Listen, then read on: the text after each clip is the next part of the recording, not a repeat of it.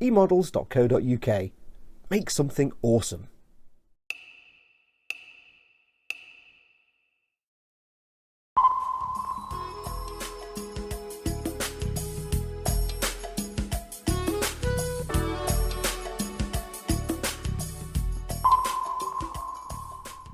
Hey everyone, it's Foxx from Model Making Guru here. Hello and welcome to the latest episode in our build of the Meng Warship Builder U-Boat Type VII Squishy U-Boat for my very good friends and channel sponsors over at emodels.co.uk,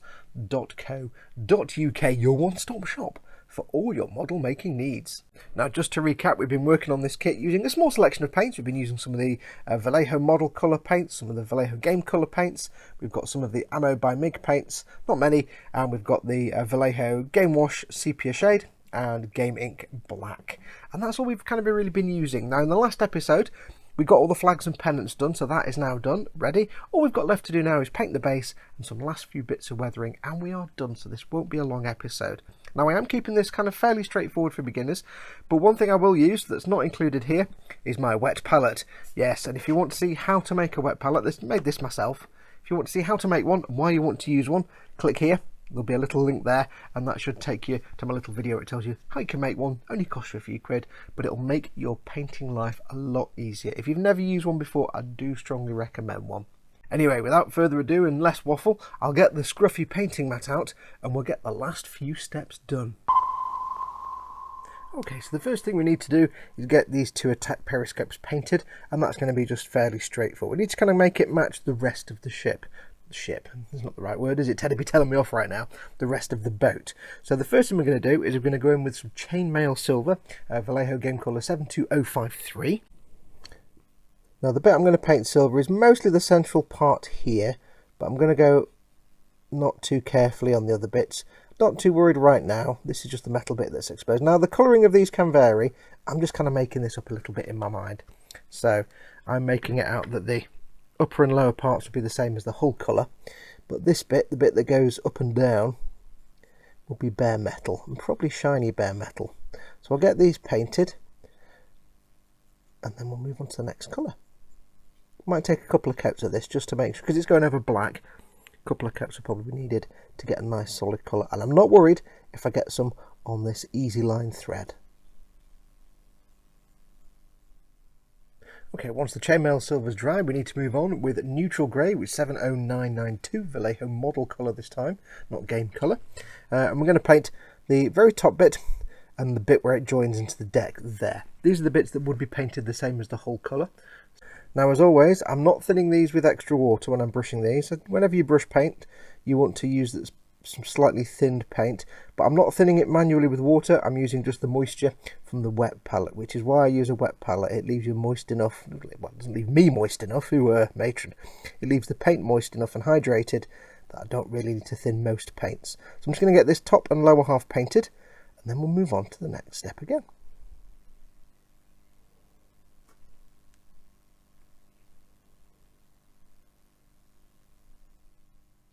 Okay, so once those are dry, we need to start making them blend into the rest of the boat. For that, we're going to do a black wash. We're going to use the Vallejo Black Game Ink. Now, as I've explained before, inks themselves are very, very dense pigment. So if you just put it straight on the model, it'll just make everything go black. What you want to do is you want to dilute that ink down quite a lot to make it more like a wash. And don't use water, because water changes the way it works. It affects the surface tension. It means it goes patchy and bitty and dry. You want to not thin it, which is what you do with water. You want to dilute it, and for that we're using Vallejo Glaze Medium, which is basically paint with no pigment in it. And it's going to be like 3 or 4 dollops or brushfuls of the glaze medium to 1 brushful of the ink. And we're just going to quite simply be applying this to the whole of the attack periscope, right from the top to the bottom. I'm going to be careful not to get it all over the deck, because that's already the right colour, but I want to get it on the periscope. But yes, dilute it with glaze medium. Don't dilute it with water. It just changes the way it behaves.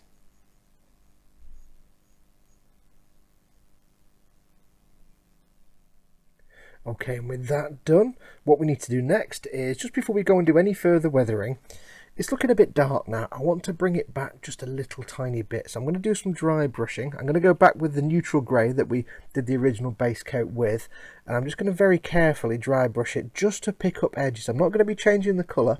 I just want to try and hit some edges, like the edges of these vent holes and things like that, just to give it some definition. So I've got some here. Now, as I've explained before, when you're doing dry brushing, don't be using the paint on your wet palette. I've got it on a piece of card. Just going to get most of it off on the tissue here. So I really don't want anything, almost nothing at all on the brush. I'm just going to start my way around, just trying to pick out any edges and raised areas, just very, very lightly. It's probably going to take me a while on the light grey areas, just to try and hit any rivets and edges and things like that. I'm going to use sort of circular motions to try and get most of the edges, but I don't want to discolour it. I don't want to make the whole thing look light grey again. I want to really just try and catch any edges. So I'm going to work my way around, not on the dark grey areas, just on the light grey areas.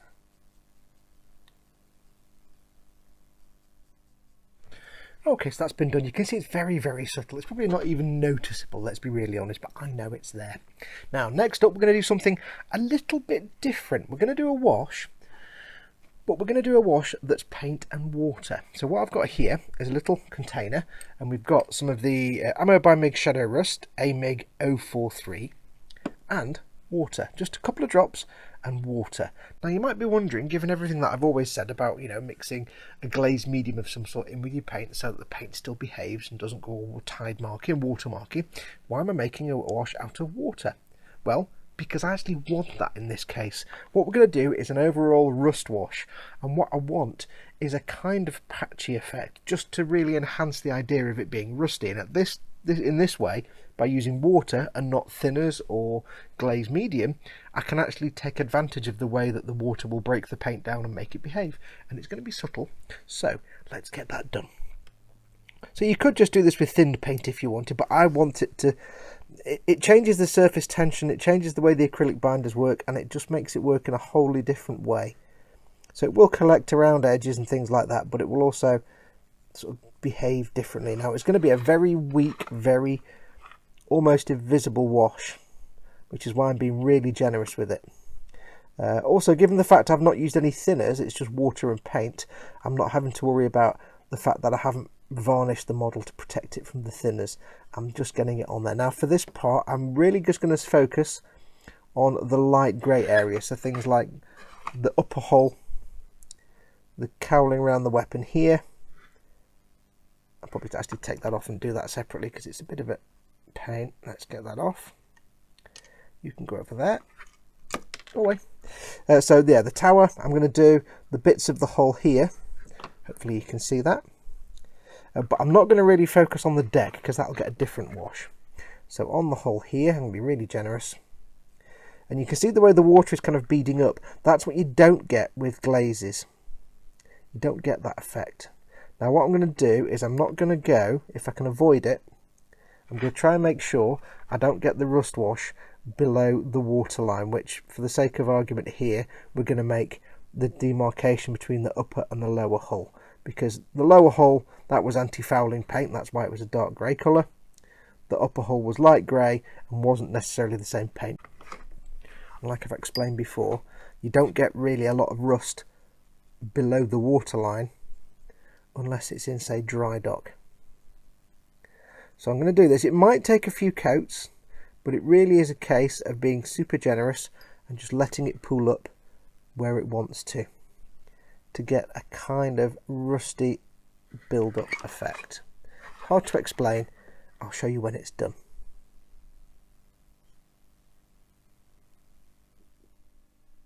Okay, so that's been done, and hopefully that was about 3 coats. I did 3 applications of it and let it dry between, and you can see hopefully the kind of effect I was going for is this kind of staining patchy effect, where it's not just really obviously all the way along, say, any raised edge.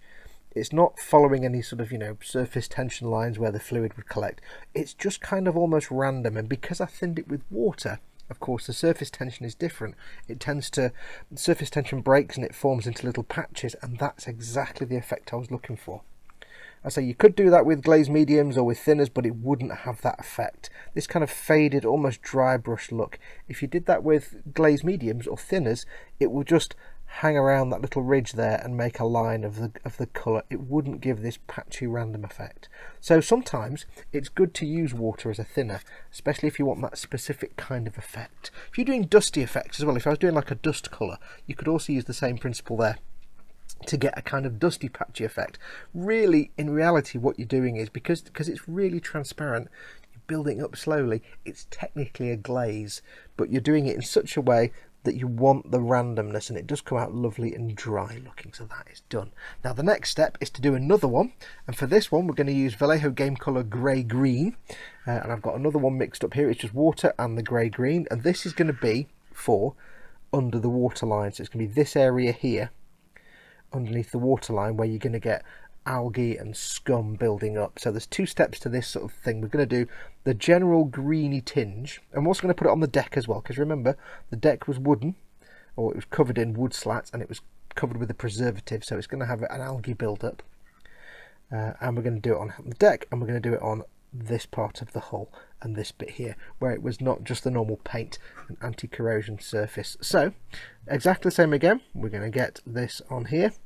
For the deck, we're just going to focus on that hair sticking out the end of my brush. Thank you. Get off. Hang on. Hang on. There we go. We're going to just simply apply it on here. Now, this is very thin. This is really thin because I want to be able to... I don't want it to suddenly make my deck go bright green, so it's going to be built up really slowly. So we'll make sure it goes on here. And then also, as I knock the camera, we're also going to wash it over this section here. Anything that's the German grey colour, because that's where we want to suggest a green build. You see the way this is going into little blobs? This is exactly what I'm saying about surface tension. A glaze with glaze medium or thinners wouldn't do that. So I'm going to get this on. I'm going to keep an eye on this one though, because I don't want obvious blobs. I want it to kind of be very faded. So I might do a side at a time, let it dry, keep working it around as it fades away, and just make sure I don't go too far, because I don't want to go too far with this. I don't want to make it green. I just want to give it a green tinge that tends to collect around edges and lower surfaces.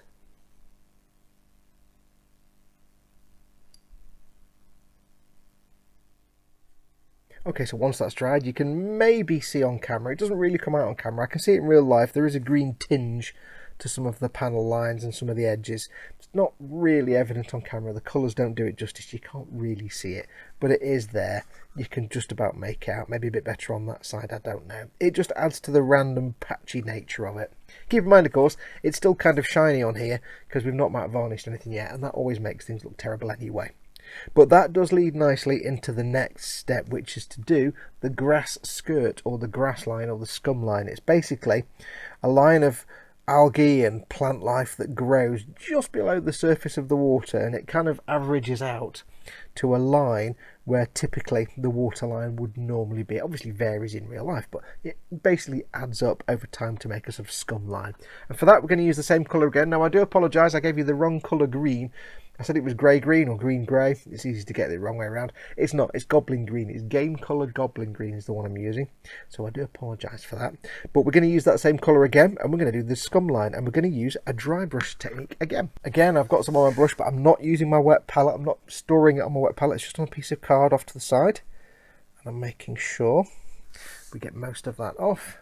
And the trick here is you want to start off by just doing a nice, reasonably straight but not too crazy straight line. The grass skirt or scum line could be quite wide, could be quite a deep and sort of wide thing. So we're going to start off with a very lightly dry brushed scrabbly line that's almost imperceptible, but that just follows a line around the hull.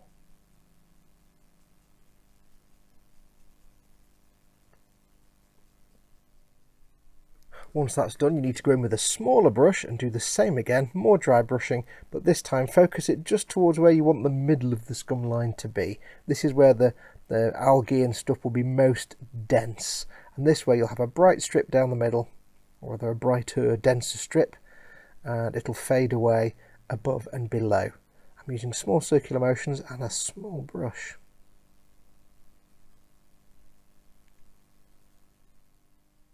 Once that's been done, we need to go in and sort out these antenna cables. Remember, we've got the steel antenna cables, which are effectively steel, and we've got these cables here which will be technically rope or cord or string or whatever the guys had to hand to tie up the pennants. So for the steel cable, we're going to go back in with the chainmail silver, and we're just going to get the paint on the brush. I'm going to take most of it off, do it on my hand, and we just want to run it along the thread just to make it not just black. Basically, we're not wanting to completely repaint it, we just want to make sure it's not just black, which looks a bit weird. Now this obviously will get matte coated when the varnish goes on there, but that's fine. We're not looking to have a shiny metallic cable here. So I'll just work my way around these.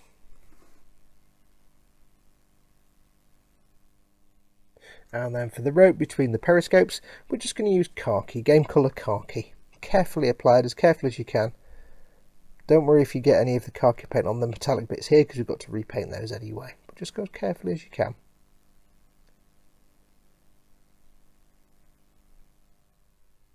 Okay, and while those are drying, the next step is to make a start on the base, and for that we're just going to start off with some basic black first of all, and we're just going to coat the whole of the base in black.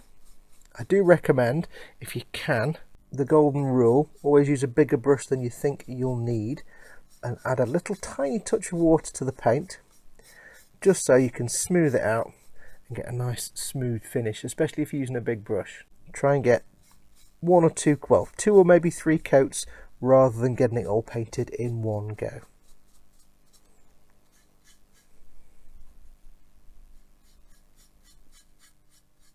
Once the black has dried, we need to go over what look like the planks with, again, khaki. Same as we did on the rope, khaki for these. Just take your time, probably take a couple of coats, but just get these coated. Be careful when you go around the sides, you don't want to get paint everywhere. But if you do, just go back in with the black afterwards and touch it in. Probably take you a couple of coats.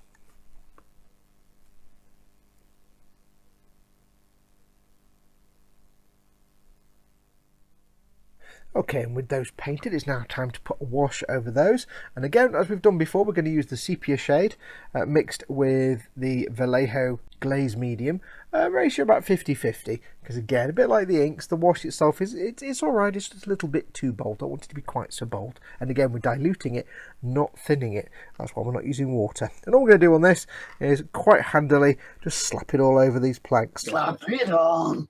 Now it doesn't matter. They are quite tricky to paint these, so if you haven't been 100% crispy, clean and nice straight edges on the bottom of these planks, don't worry, it doesn't really matter. Because we're going to do at least a couple of coats of this wash, and it is going to hide, when it goes down the middle between all the planks on the base, it's going to hide any little slightly wonky lines you've got, so don't worry if you've not done the neatest paint job, it'll hide everything.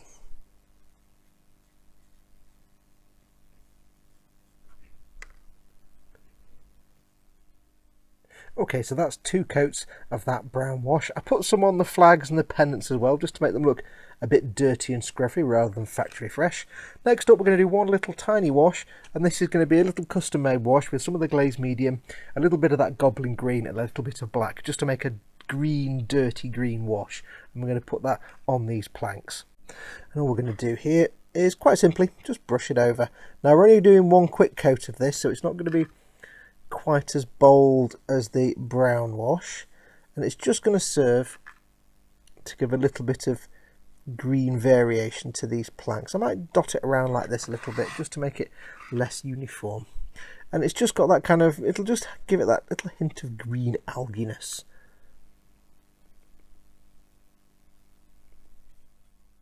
Once that wash has dried, we just need to pick out the edges with a quick dry brush of the original khaki colour. As always, we'll get it off on the tissue, and then we'll just quickly work our way around. Nothing too major here.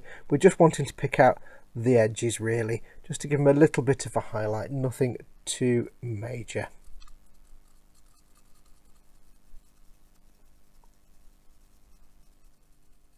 And once that is done, I need to go back and I need to make all these little vent holes and things stand out a little bit. They've kind of faded away, so I've got some more of our black ink mixed with the glaze medium, and all we're going to do is we're just going to slowly but slowly, maybe not that much, it's a bit too much, we're just going to work our way around and just touch these into all the little recesses, and it should just be enough to make them stand out a little bit.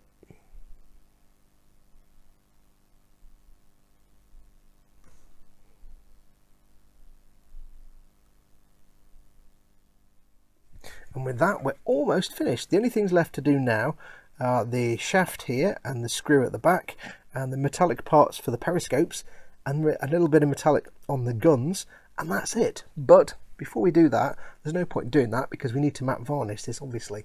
So if I do that and then matte varnish it, it'll all just go matte again. So I'm going to get this matte varnished first, then we'll do those metallics, and then we'll be done.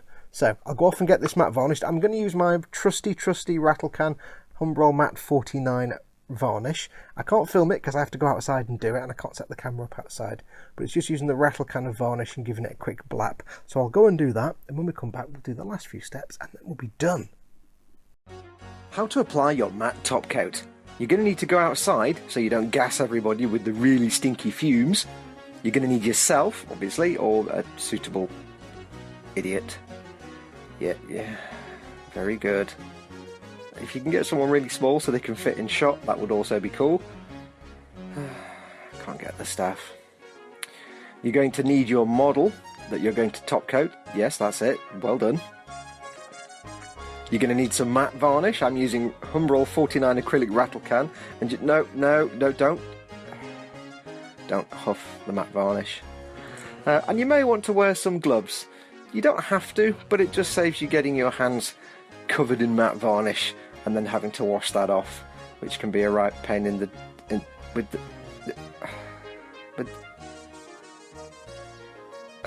where do I get these people? Thumb in the thumb hole. Yes, there you go, much better. I don't pay him enough, or I pay him far too much. I'm not quite sure which one it is. Okay, so what we're going to do first, we're going to actually top coat the model itself first. You can see here I've got any little accessories on sticks. These are just barbecue skewers. You can't make pew pew noises when you're being silent. Thank you. They're just on barbecue skewers with alligator clips stuck on the end. Now, get your can of matte varnish, give it a darn good shake. Shake the living poop out of it. You want it to be really, really mixed. Yeah, I think it's mixed now. You could just get on with it, honestly. Now, don't press the button straight away. Press it away from the model, pan it across the model, and release the button. Again, press it away from the model, pan it past the model, and release the button. The reason to do that is that when you first press the button, you'll get blobs of stuff coming out as it's congealed in the nozzle, and you don't want that going on your model. This way you guarantee a steady flow. Let's go. Press, pan, release, press, pan, release, press. Sorry, I'm almost singing there. I do apologise. Now he's keeping it about... I'm talking in third person, it's me, you idiot. Keep it about 30 centimetres or so from the model. Go in light coats. Don't try and get everything at once, and don't hold the can in one place.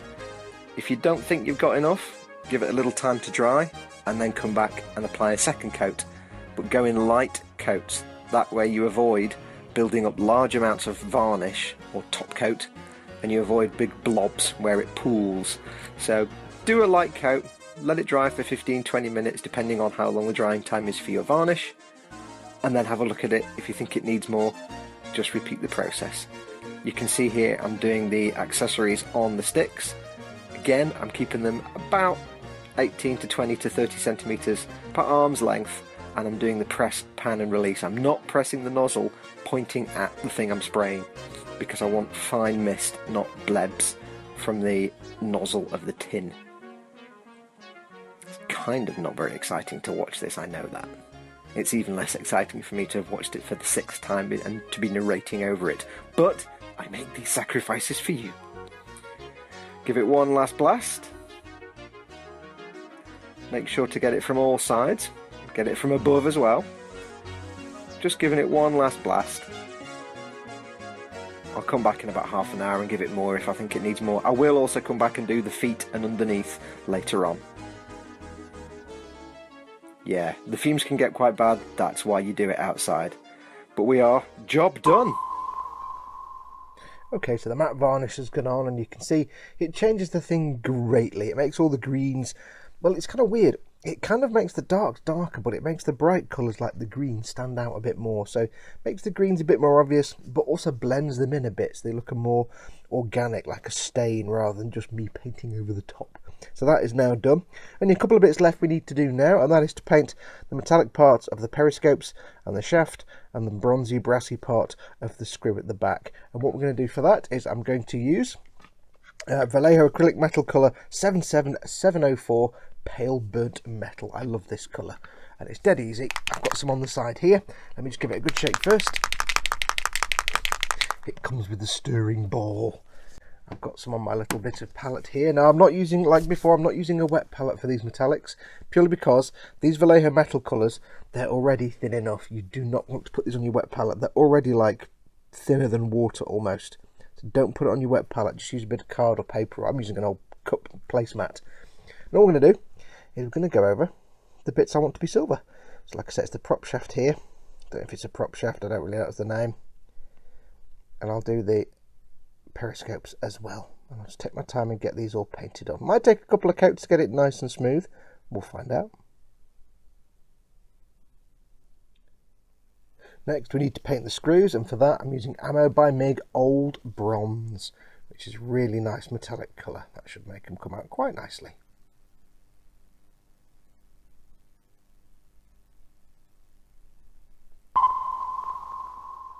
And as the spinny thing hoves into view, that can mean only one thing. This project is completed. Yes. Now, there were a couple of last steps I did that didn't come out on camera, so I do apologise, it didn't come out on film. What I did was, once I painted the screw, I then gave it a sort of verdigris, slightly corroded bronze effect with Citadel's Lilac Oxide. I've not found anything else that looks quite as good as that stuff, but a very thin coat of that, just to give it that verdigris, tarnish, bronze, kind of copper effect. And then over the silver parts I painted, the periscopes and the drive shaft for the screw, I did what's called a magic wash, which is like we've done before when we did a wash with the ink and the glaze medium. But instead of a glaze medium, I used an acrylic gloss varnish. I use my Pledge Floor Care finish, 2 times more shine, that you know I like. But any acrylic gloss varnish will do. As long as it's acrylic, that means the paint flow correctly. You get some texture and depth, but it still stays shiny, rather than the glaze medium, which makes it go matte. But like I said, with those done, that finished the project. So everything is now done. Absolutely blast to make this kit. I've absolutely adored every minute of it. I do recommend you pick one of these up. Super simple. It's got like 6 parts or something. It's ridiculously easy to build. You can just have a lot of fun with the painting and the weathering. And you can go as realistic as you want. You can make it silly and fun and cartoony. It kind of works with either. I've gone for kind of 50-50 bit of both, and it just kind of works with either. But I hope you've enjoyed watching this. It's been, like I say, fun for me to build. Don't forget, if you want to pick one of these up or any of the products that I've used, go along to emodels.co.uk, my sponsors and the people for whom this video is being made, and pick it up. And like we always say, if they're looking for something specific and you can't quite find it, don't panic. It's probably just either out of stock for a moment, or maybe it's something they don't carry, but they can get it for you anyway. So if you're ever looking for something and you can't find it, give them a shout, drop them an email, give them a call. They'll be more than happy to get you sorted out. But until next time, I will return with the Perfect Grade Millennium Falcon from Bandai. It's going to be a while off yet, but I will return with that, and that's going to be a big fat project. So we're going to go from tiny squishy things to big massive Millennium Falcons. So that's going to be awesome. But do stay tuned, and until next time, I will say go make something awesome, go be awesome, and adios amoebas.